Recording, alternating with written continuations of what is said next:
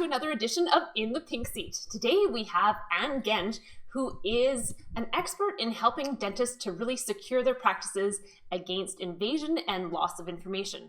Welcome to the show, Anne. Hi, great to be here. Thank you. You are very welcome. Can you tell us a little bit about your history with dentistry and also with helping to protect dentists against information loss? Well, my background is essentially mostly in technology and IT and data security. I have certifications both in privacy and security. And for the last 10 years, I've been developing software products that work towards bulletproofing practice and patient data and some next generation type backup solutions. Awesome. So within the dental realm right now, what do dentists really need to know to really protect their practices against attacks? Like, we know that dentists can get hacked, there can be malware, there's all these things that can affect a practice because, well, most of our information is now on the computers. It's not just on a paper chart in the wall. So what do dentists really need to know to, again, protect themselves against these kind of attacks? Well, I think, I can draw on having been involved in a lot of security risk assessments where we take a look at the practice in general, the systems and the network to see how safe things are. And sadly, dental practices don't fare very well in these types of assessments. We see a lot of scenarios where there are updates that haven't been run, the computers haven't had a lot of proactive attention. The type of IT is more break and fix, so basically people wait until something doesn't turn on or something big and bad happens, and then they kind of go 911 on it. Yeah. We need to be a lot more proactive. Dentists rely, as you said, so heavily on digital connectivity.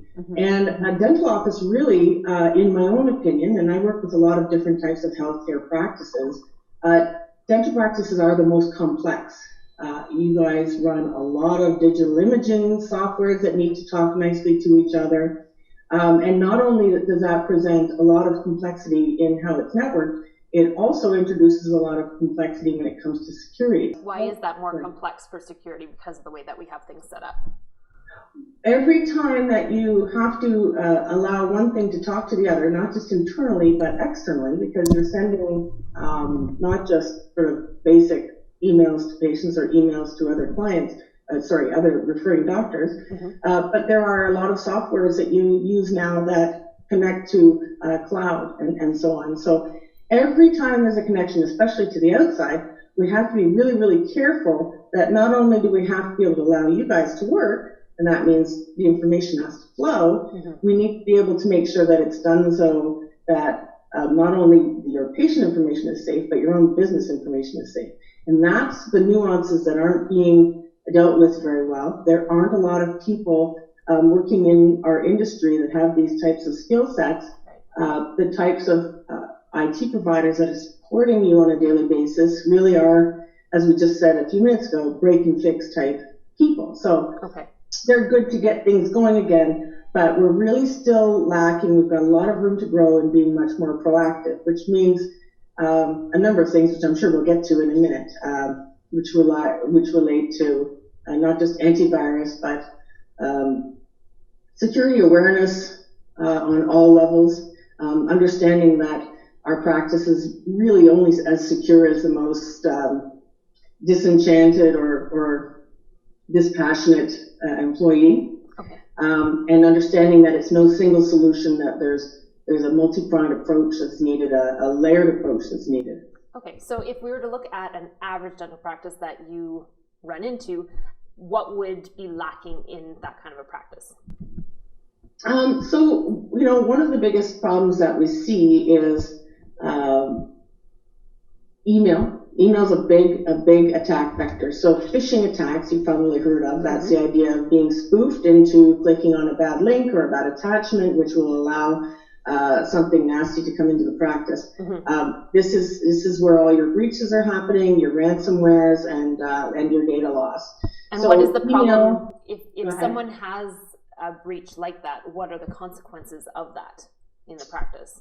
Well, generally, I mean, in Canada, these things are managed provincially. Your laws they're fairly much the same. but it might mean that you need to report a breach. You may end up losing your business information, which is probably as important to you as losing patient information and having to report a breach. Of course. It's not like 10 years ago even when we still had charts on the wall. Now you guys are collecting information about the patient. That's to provide good care to them, but it's also your business data. Right. And it's not sitting on a wall in a cabinet anymore. It's all in this little black box, which largely most dentists don't really know how to take care of very well, rely on the IT providers to do that, but not to be sort of nasty.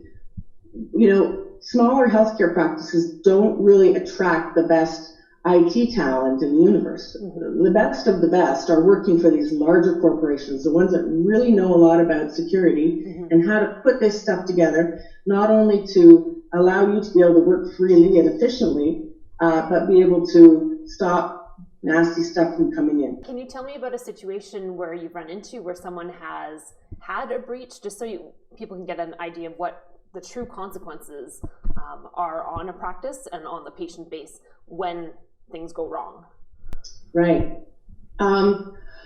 What I've seen most of in the last couple of years are ransomware attacks. And just a brief overview of ransomware. This is basically something that you've clicked on in an email or in a link, and it's downloaded a piece of software into your computer that encrypts all of your data and then essentially holds it hostage, holds it ransom for a certain amount of money that typically needs to be paid in Bitcoin. Okay, so when you say it's encrypted, I'm not sure that everyone knows what that means. So could you explain what that actually is when it happens?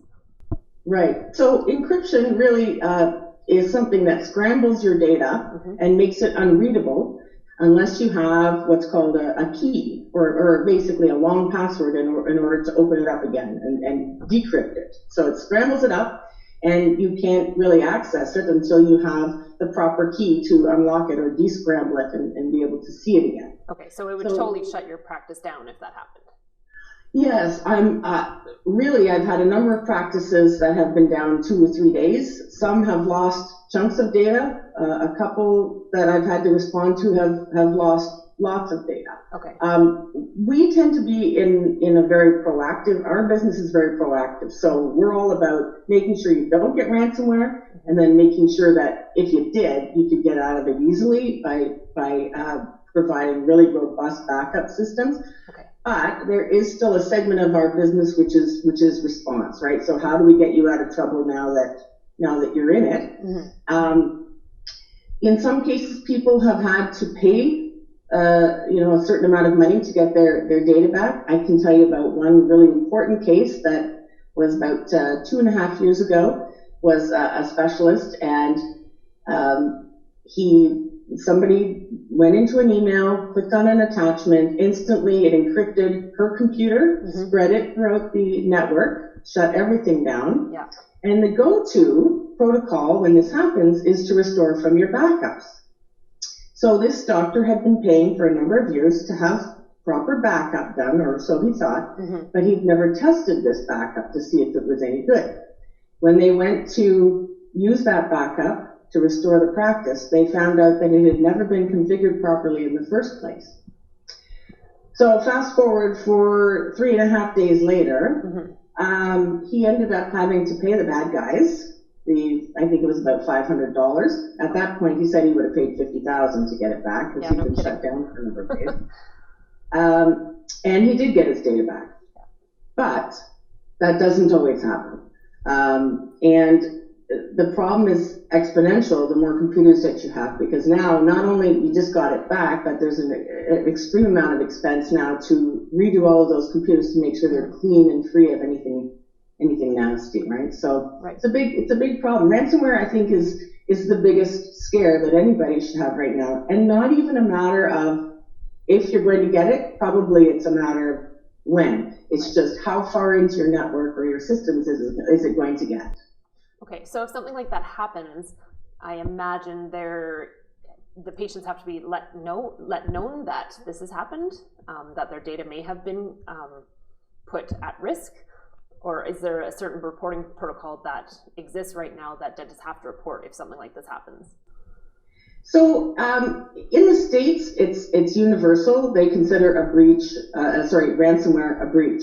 Okay. In Canada, it's still provincially driven. Okay. In some provinces, you have to report it as what's called a data incident. Okay. I've spoken with Information Privacy Commissioner of 2 other provinces that have said, well, yes, we're calling it a breach, but we're saying, unless you can prove that any data was actually stolen, it's not a breach. So okay. In Canada, it's a little bit more difficult because, if you're in Ontario or Alberta or Nova Scotia, it might be different than it is in Quebec. So you have to be attuned to and look at what's written in the specific healthcare law, or if it's under just the federal privacy law, and see what they have to say about it. I firmly believe nobody has to have ransomware anymore. They just don't understand that really good tools are available to them and that they're affordable. Okay. So are there, is it coming down the pike that there's new regulations coming that dentists have to have a certain level of security in their practices to meet provincial standards and American standards, or what's changing right now in our landscape? Right. I don't see changes federally with regards to specific healthcare privacy laws. There are some different nuances within the specific provinces. There's been significant changes in Ontario. Alberta, for example, is very strict. The dentists are now having to go through a privacy impact assessment process and have all of their policies vetted, have their systems vetted as far as having a security risk assessment, proving that training's in place. And most of this language is similar no matter which province you're in. It's just a matter of how strict they are about enforcing it. And at this point, it's basically wait till something really nasty happens, and then we're going to come after you. It's not very proactive. In the U.S., they do have proactive auditing for HIPAA, being their federal healthcare privacy and security regulations, but here it's provincially driven, and it's basically you better be doing all these things you're supposed to be doing, because if you don't, then we're going to hit you. Some of the fines are significant, and they're not just to incorporated practices; they are to solo practices that are solo dentists. Any regulated healthcare professional has to abide by those laws, which puts them personally at risk as well. And some of the fines are up to $250,000. Wow. We haven't seen them implemented significantly yet, but you don't want to be patient zero on it either, right? You want to, and truly, of course, obviously, I'm in the compliance business. My business from day to day is to go in and pick through what you're doing and show you the blind spots. I really have noticed over the last 5 years that dentists really, and rightly so, should be doing this to protect their business. They don't seem to care as much about the compliance aspect as when you point out that, how long could you operate? Here's the test. Go in tomorrow and shut your server off. That main black box, shut it off, and see how long you can last. That's how you're going to know what your pain tolerance is, right? Because you know what? A medical office can actually still run, because people come in with symptoms and we treat those symptoms. But a dental office is very difficult. You rely heavily on your digital diagnostics, right? You can't take x-rays now. Right. You can't collect money. So it's very important to proactively bulletproof these practices and give them the sort of get out of jail free card by having the best possible backup. That means, and the best possible backup that you can get right now actually means that your practice might only have to be down for about 5 minutes. Okay. Because we can actually run a little server beside your server and just flip to it when we need to. That's how far advanced we are, but people just don't know it yet. Okay. So what do dentists need to be starting to implement now so that they are protecting themselves against this? Because you said these ransomware situations don't even have to exist if we protect ourselves properly. So what can we be doing to protect ourselves properly? If you're running the right type of antivirus and anti-malware software that is being monitored and maintained on an ongoing basis, that's already just such a great idea. And there's automation and machine learning that does that. That's the business that I come from, right? Is using whatever pieces of automation, machine learning, now getting into artificial intelligence, to take all of the different components of security that we can and deliver it in one solution. So there's a couple of ways to do it, though. That is one way. That's the path of least resistance, and it's not even that expensive to do. The other way is to hire someone to be constantly keeping their eyes on these systems and updating everything every day as it's needed, or undertaking that yourself, which most dentists don't have time to do. Right. But a lot of the proactive nature of this comes from making sure that, you know, those little updates that come up and everybody hates them and they shut them off because they want to just keep on working? Yep. Those are actually the lifeblood of security. Okay. People don't realize it. Yeah, I'm guilty. But it's everybody. It's everybody. So, you know, security awareness training, really, you know, being very, very careful about email. Don't have free email accounts. Use your own domain. So what that means is it can't be drsmith@gmail. Right. It has to be drsmith@drsmith.com. Right. You see the difference? Why is that more secure?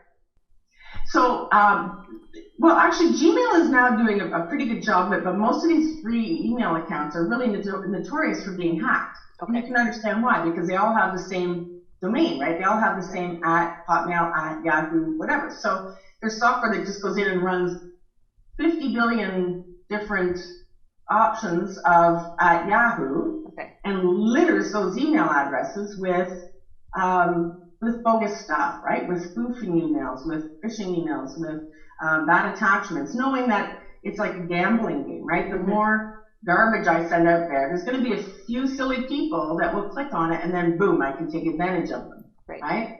So email is like a huge problem. Now, if you're running really good software, antivirus software, and keeping that stuff up to date, and you have your own domain, a lot of these things will be just blocked before they even get to the machine. And that's what you want. We want to keep stuff as far away from the machine as possible. So there's layers of little bits of software that we put in place. Like what kind of software would you recommend if someone is trying to do this themselves? So you're saying like we need a good malware protection and we need a good antivirus. Well, I mean, of course, I come from this field where this is the type of software that we deliver. So we have one that's specific for healthcare that's called Alexio, and it basically takes all of the different pieces of security software that you'd want and bundles it up into one solution, and uses basically a robot to make it happen. So it's asking thousands of questions of the system all at the same time, and it's performing thousands of things at the same time. Much faster than a human being could do anyway, and of course that's why it doesn't have to be expensive. But if you don't want to engage with that type of software, you're really at the mercy of whatever the flavor of the month is for your IT guy. Whatever he makes a few extra dollars on to implement, and however much he can get away with charging you to run those types of updates and keep those things done manually. So it's a challenge. We're fighting with old ways. And then there are also, you know, practices that want to try to do it themselves, and maybe the office manager goes in and tries to make sure those updates are run. It's a complex thing. So, you know, what we're trying to do is bring everything together into one solution and push it out to healthcare practices and say, okay, this is what you need to keep everything bulletproof. But if you don't want to engage with us, at the very least, spend the most amount of money you can on antivirus. Get off of the free email accounts. Deny web access to other types of email accounts. So if Mary works for you, don't allow her to go on her Hotmail account from your business computer. So make that a rule, because it doesn't matter. You can have the best email security you want with your practice email, but then if someone else is going out the gate in another way, that's going to put you at risk anyway.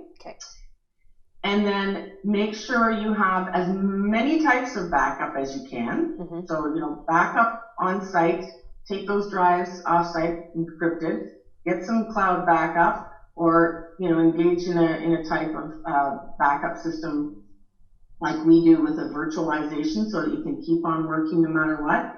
But the thing about the backup is you have to test it. So you have to pretend that there's been a disaster, shut the server off, and have someone restore from whatever your backup data is, and do that at least once a year. But if you can do it quarterly, that's great. Okay. The thing is that there is such a high incidence of people going to their backups only when they need them, only to discover those are not good backups. Absolutely.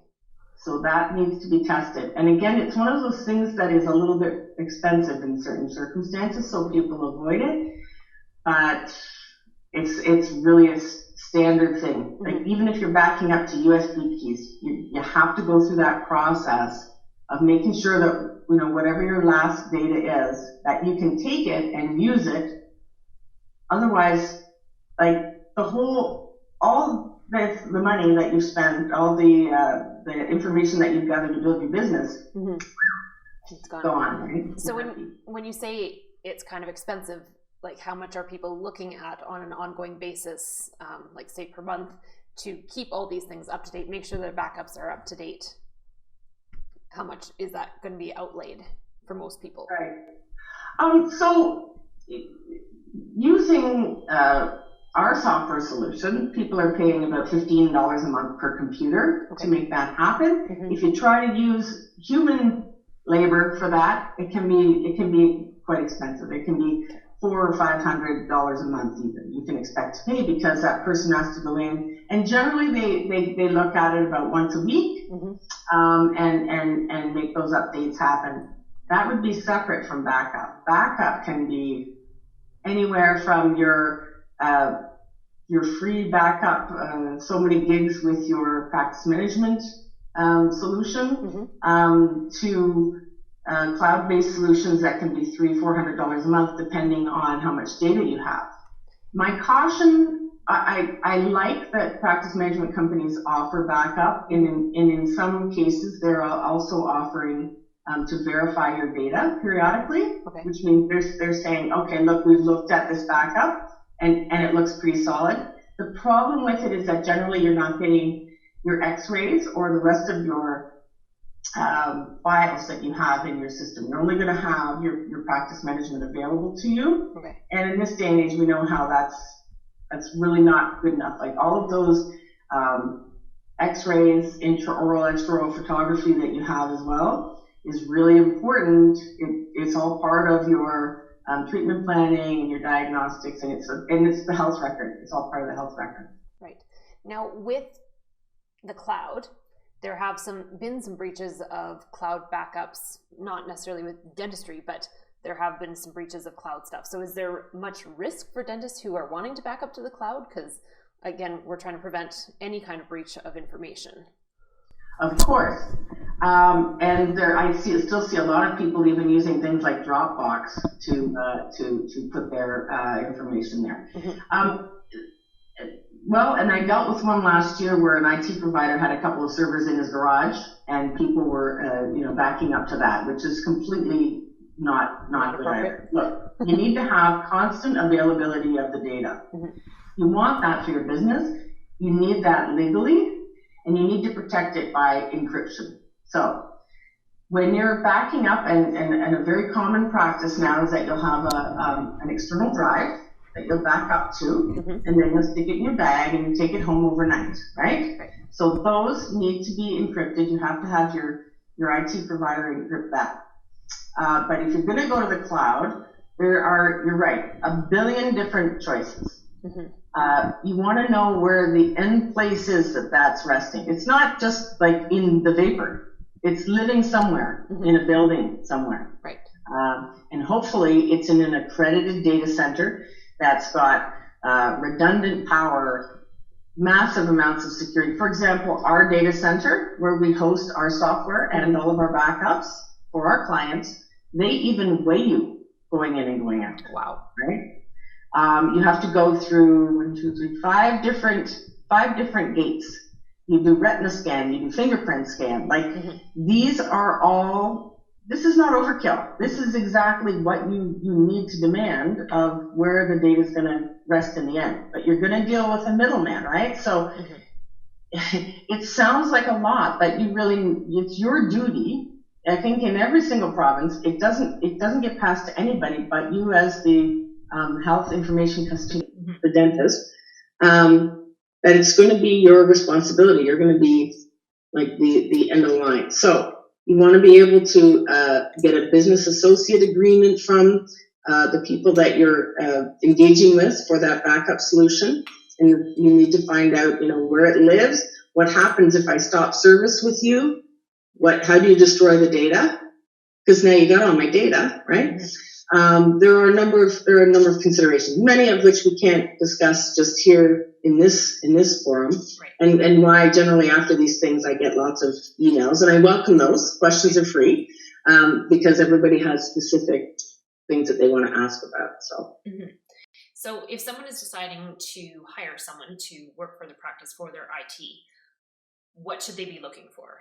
Obviously, there's different kinds of IT people out there. There's kind of the mom and pop shops versus the more corporate. What kind of questions should a dentist be asking to make sure that they're going to get the kind of protection that you're talking about? A couple of things. I mean, and it makes sense. I guess it's the most obvious is referrals from other practices. Mm-hmm. The next thing would be, is their familiarity with whatever act, right? So in Ontario, it would be PHIPAA. In Alberta, it would be the Health Information Act. Whichever act you're subject to yourself, they are also. Okay. Anyone with access to the data, right, falls under compliance requirements. Okay. It depends on if you are, for example, the IT guy messes up. He's not a member of a college. He's not a regulated healthcare professional, but then it's going to come back and land on you. So you have to make sure that they are acting in a way that's consistent with those privacy laws. So I love to see when people are involved in training their IT staff that they have. You have a lot of one-man show. For sure. Absolutely. I do train these people, and I do have a course every fall. I get about 20 or 25, and that would be like in the Toronto area that will show up and they'll get this type of stuff. But I don't think it's really routinely happening many other places in the country. I think we're at a real deficit for that. So sometimes it falls back on us again to have them sign off on our policies around that. We're not going to, you're going to not steal my data. You're not going to use my data for improper purposes. You're not going to use it to troll some woman that you just saw in my hygiene chair. And it seems kind of funny, but there are a million reasons that people access those charts that are nothing to do with dentistry. So we've got a lot. We've got so much room to still make improvement, and it really, you guys are at quite a bit of risk, and it's really hard, and we're trying to help. But you have all sorts of things to deal with on a daily basis. So it's a bit at a time. It's baby steps. Right. Now, with people, like if you're sending information to a specialist that you're referring a patient for, is emails a secure way for us to be sending x-rays and historical information for the medical to that specialist? Or is there a different route that we should be using to send that? Because it's so easy to send an email. We just attach the information, it's gone, right? Versus what we used to have to do is send it with the patient, like print it off, or actually just send the x-ray. But we try to do things as easily as we possibly can now, and is that putting us at risk again? Well, there are a number of solutions. I still know that email is king. Everyone knows how to use it, right? So sometimes better options are provided to you. In fact, for example, the CDA has Secure Send. How much it's been embraced, I'm not sure, but that's basically a portal for any CDA member to be able to transmit PHI or personal health information to another practitioner in a secure, encrypted, compliant way. There are a number of email services that you can subscribe to that have email encryption, that have a little add-on to your Outlook that says send securely. And those can cost anywhere from about $15 to $25 a month per email address. I know there are some web-based systems as well, which are webmail that will provide encryption. The thing is, I think no matter what we do, we always have to be thinking about how, with what we're doing with someone else's information. Would that be good enough? Would we feel safe about that if it was our information, right? So if, based on what we just talked about with, for example, Yahoo emails being notoriously hacked and spoofed and taken over, do I ever want you to have had anything of my information in that email? Absolutely not. And dental offices are guardians of all the same types of information as your physician. You think about your health histories now. We're taking information about all the medications you're on, treatments that you've had. Your medications often tell a story about whether or not you have schizophrenia or whatever, any kind of mental things that you've gone through, addictions. It's all there. And so I think on the surface, people think, oh, it's just my teeth. I don't really care that much. Without thinking that next layer that, wow, you know what? We really do hold all the keys to the kingdom of someone's life here. And not only that, a dental office really is very low-hanging fruit for data theft. Why is that? Because it contains not just all of this health information, insurance information. Some offices are storing credit cards for payment plans. We have family files, right? So we have mother's maiden name.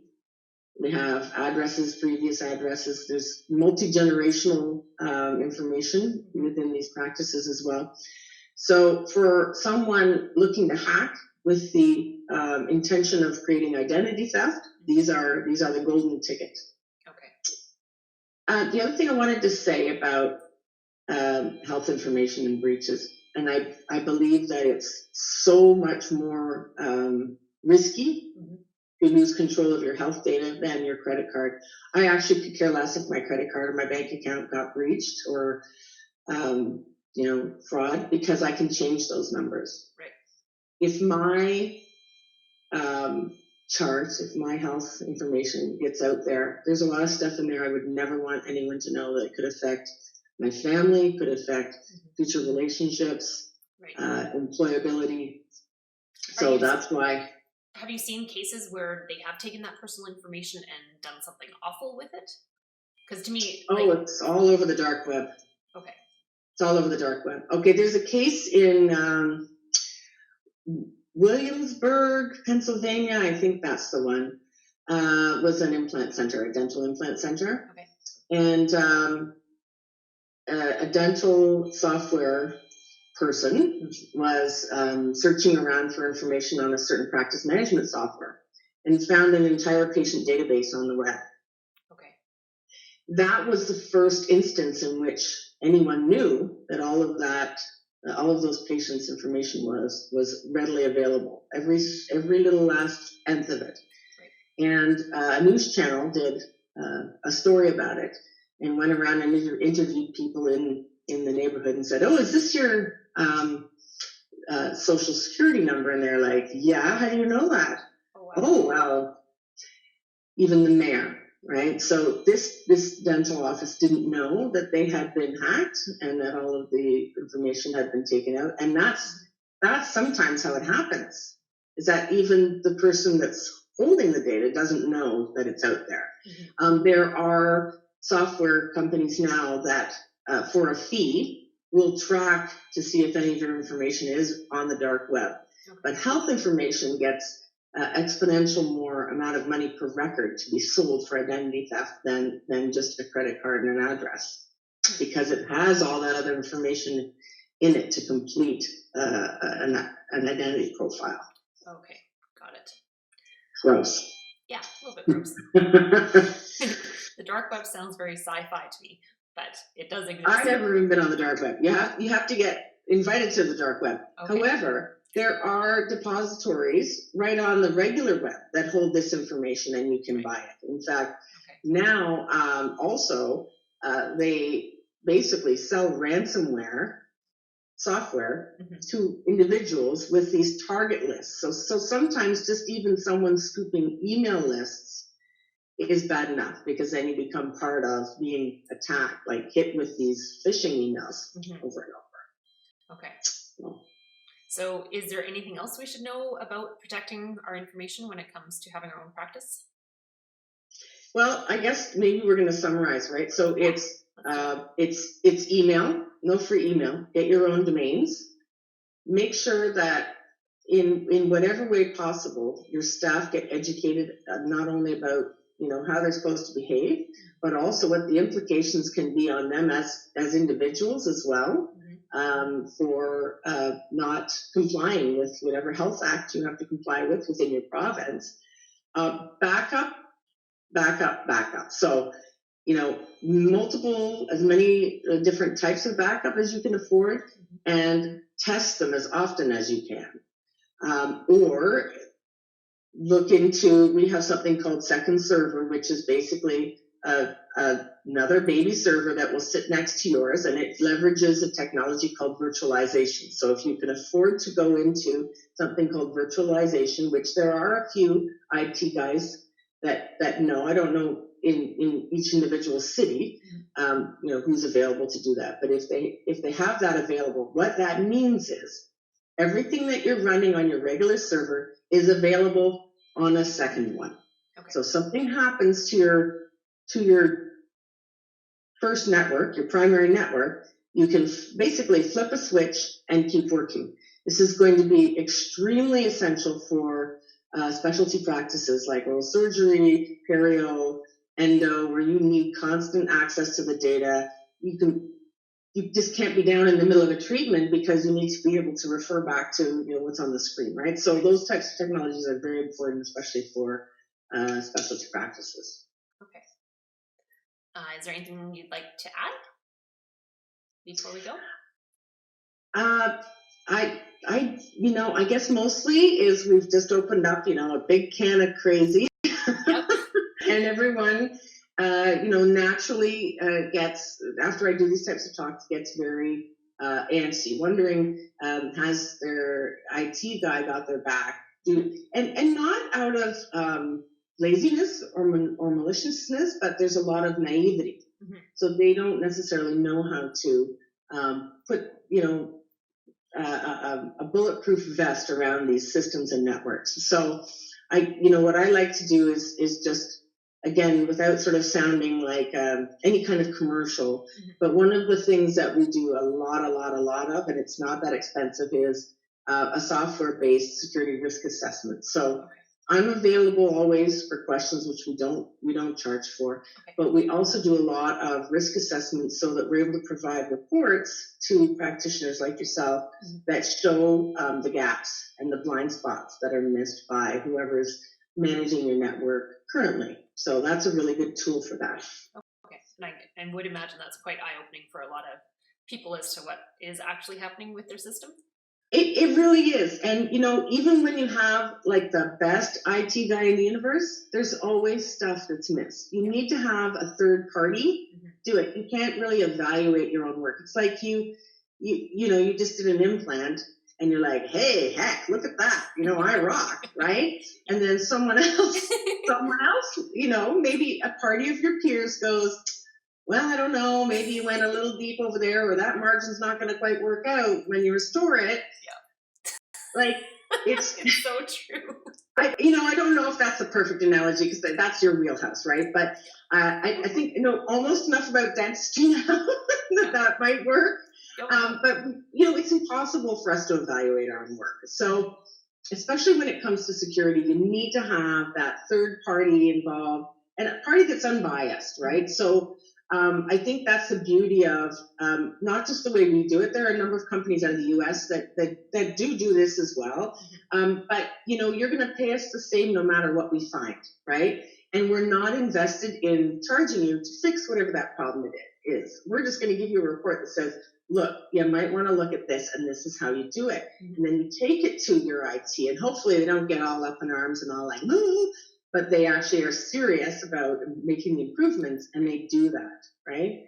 And then then and you need that for compliance in just about every province as well, that type of report, right? A security risk assessment. So really good way to get a really good synopsis of all the weak points. And it'll include things like asking questions about what email you have as well. These are not extraordinarily expensive things to implement. We just need to keep having these types of talks so that people know that they're available to them. Right. Yeah. When it gets expensive is when things go awry. So it's cheaper to put a little investment in every month to make sure this is working for people rather than waiting till crisis. And then that's when the big costs come, especially if it hurts the reputation of your practice, right? Well, and we didn't talk a lot about that, but that is a big thing, damage control, right? And there actually was a Canadian study done. I haven't seen if it's been updated since 2014, but 63% of patients would leave a practice if they knew a breach had occurred. Okay. So, I mean, especially, and again, dentists are probably the most competitive of all the healthcare businesses, and I call them businesses because it's not like a hospital where people are just going to show up anyway. You guys have to be not just really awesome at a dentistry. You have to be really awesome business people too. It's a scrapper out there in some areas I can see. All four corners have a practice. So you don't need that to happen to you too. And then you think about, it's not just whatever you have to pay a security professional to come in and do an assessment of what's just happened or try to get your data back. Every hour that the chair is down, how much did that cost? Then you had to pay your employees anyway. Like it's a big, hairy, scary thing. So proactive is better. Absolutely. So dentists out there, remember that, these things exist, and I know we don't like to always think about this stuff. We want to think just about the dentistry and doing a really good job there, but there's so many things that we need to be thinking about in the business to make sure that it is successful and runs well, and the protection of the information of the patients and making sure that our computer systems don't go down when we are so digitalized is so important. So someone like Anne is a great person to reach out to. And how can people do that if they are looking for more information or looking to hire you to help them with their practice? So we do have a website. That's getalexio.com. I'm very happy to share my contact details through however this piece is delivered as well. We'll make it flash across the screen. Yeah. Okay. So that would be fine. I've been at this a really long time. I get mostly jazzed out of just being able to help people in an area where they just feel so terrified, and I think I'm pretty good at that. I know enough about technology to know what you have to do, but I try to use language that's understandable and try to be approachable. I know that if I help you, then everybody wins. My information lives a number of places too, right? And so it's important to me to spread this type of information and help everybody really understand the degree of sensitivity that health information has, and that we don't have to sort of be at the mercy of the next disaster. There are a number of ways to make sure that a disaster literally doesn't occur. So we need to get there. Right. That's awesome. Well, it has been an absolute pleasure having you on the show, Anne. I am sure that a lot of dentists out there have question marks in their minds as to whether things are working properly in their practice right now, which is a good thing. It's better to be a little bit scared into getting these things done instead of just being complacent about it and hoping that nothing ever happens, because the likelihood of it happening is pretty high these days with the way that attacks are going. So I'm really glad that you were able to come on here and talk more about this and really shed some light on the issues that dentists are ignoring right now. Oh, well, thank you. Thank you. Have a really good day, Anne. You too. Okay.